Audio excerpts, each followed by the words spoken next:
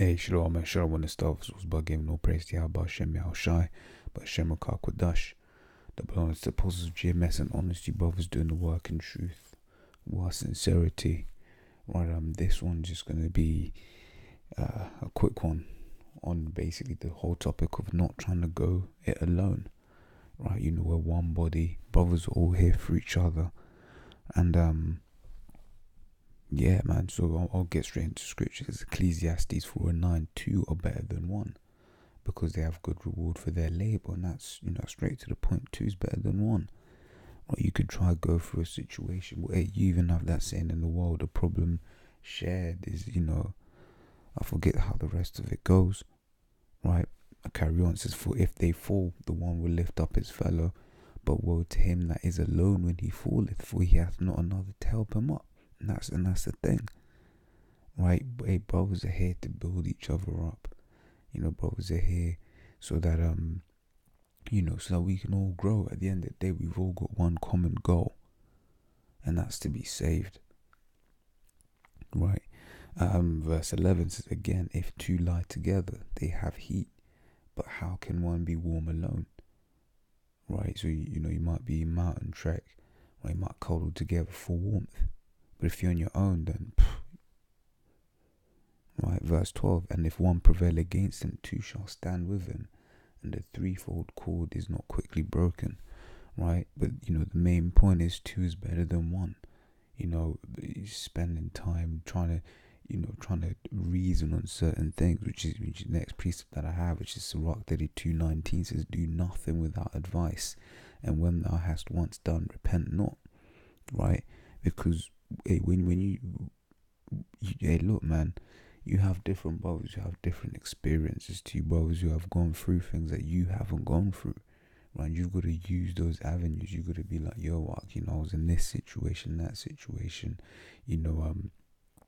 how do I, how do I overcome, or how do I deal this and that? Because brothers have been through things that you haven't gone through. Right, it says 1 Corinthians 12:12 says, for as the body is one and hath many members, and all the members of that one body, being many, are one body, so also is Yahweh Shai. Basically saying, you have your arms, you have your fingers, you have your toes, or you have your heel, you have your belly, you have your brain, your heart, whatever. It all has a purpose in your body, right? But it's all part of your body.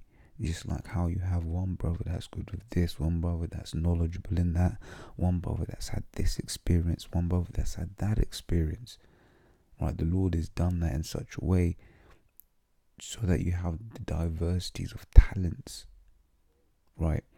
This goes on to say, for by one Spirit are we all baptized into one body, whether we be Jews or Gentiles, whether we bond or free, and having been made and having been all made to drink into one Spirit, right? So no matter what, what our backgrounds are, right? This is verse 14, for the body is not one member but many. If the foot shall say, because I'm not the hand, I'm not of the body, is it therefore not of the body? Right? Basically saying, look, I ain't, I don't fulfill this role, so I ain't part of the body. No, right? Just carry on. Says, and if the ear shall say, because I'm not the eye, I'm not of the body, is it therefore not of the body? If the whole body were an eye, where were the hearing? If the whole were hearing, where were the smelling? Right? Basically saying, look, you don't have certain roles, certain, certain positions fulfilled in the camp, in the body, right? Then it's unbalanced. It's like, look, man, and it's sort of like when you can't use your you get for instance, I type a lot, right? So sometimes I get repetitive strain injury, where basically you start getting a lot of pain in, say, your wrist or something, right? So that means but it's when you can't use a part of your body, when you're like, fuck, you take it for granted. Like, for instance, when you get a blocked nose, then you can't smell, you can't breathe, right? Going to sleep is difficult, right? And it's then when you miss it, but it's all everything has an importance. Like your toes, without your toes you can't balance. Right, when the Lord made everything, he saw that it was all good. Where is Sirach?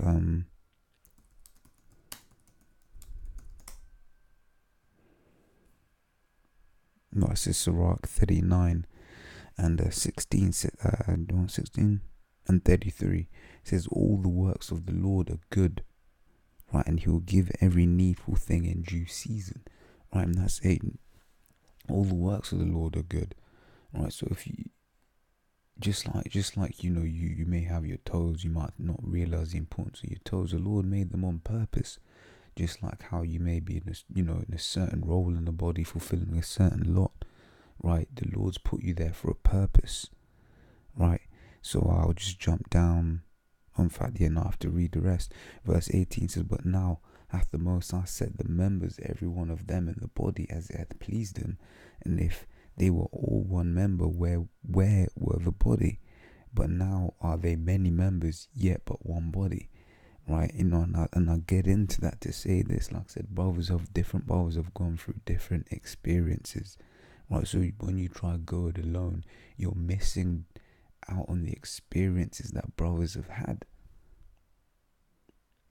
Right, some brothers might have like for instance myself, I haven't got any children, right. I ain't planning to have any children, but if it were to happen, right, there are certain brothers in our camp that have children, and I'll be like, yo, what? So they're trying to make her take vaccines. What do I do?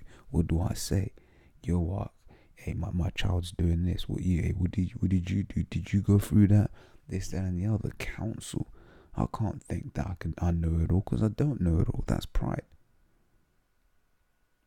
Right, and sometimes you just got to put your hand up and say, no, I don't know it all.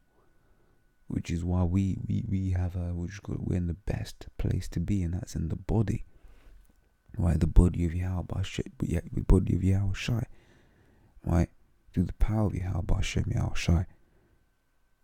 Right, it says Sirach 6 and 14. It says, a faithful friend is a strong defense. Right, and he that hath found such an one hath found a treasure. Right, and hey, all the brothers in the camp are a faithful friend. Old righteous brothers. Right, we out there week in, week out, making our bodies a living sacrifice. Right, each brother each righteous brother, we have genuine love for each other. Right, but part of that strong defense is, giving the bits of advice. Like, bro, I've been where you've been. Don't go down that path, because that path leads to death.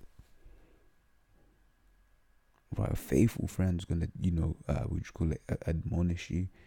He's going, he's going to exhort you. He going help you out in the situations where you're struggling. Right, let me pull this up. This is Proverbs 29, not 29, just not one. So I'm just too used to getting this.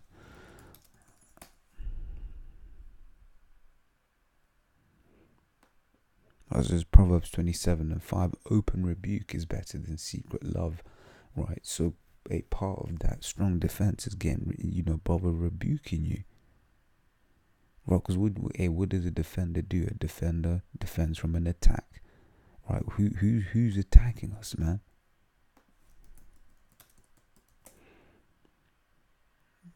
Right, this is 1 Peter 5 and 8. Be sober, be vigilant, because your adversary the devil, as a roaring lion, walketh about, seeking whom he may devour.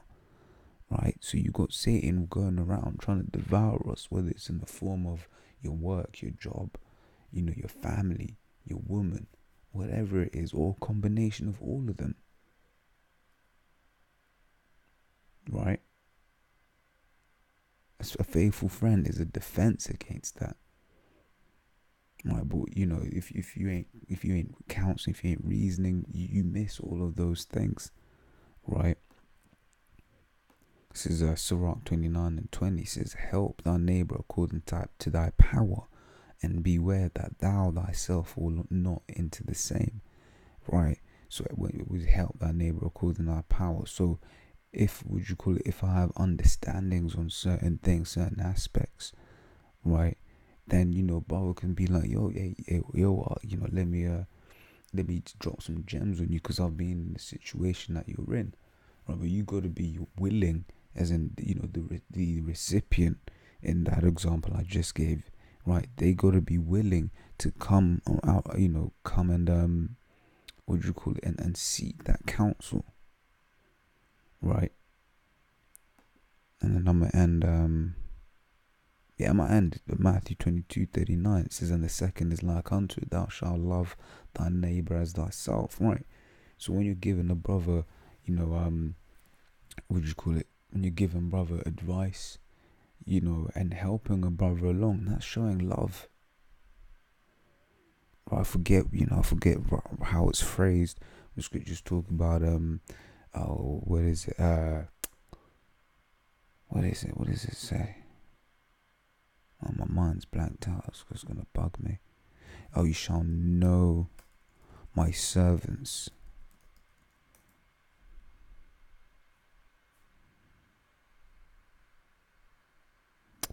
Yeah, I don't know what you said. By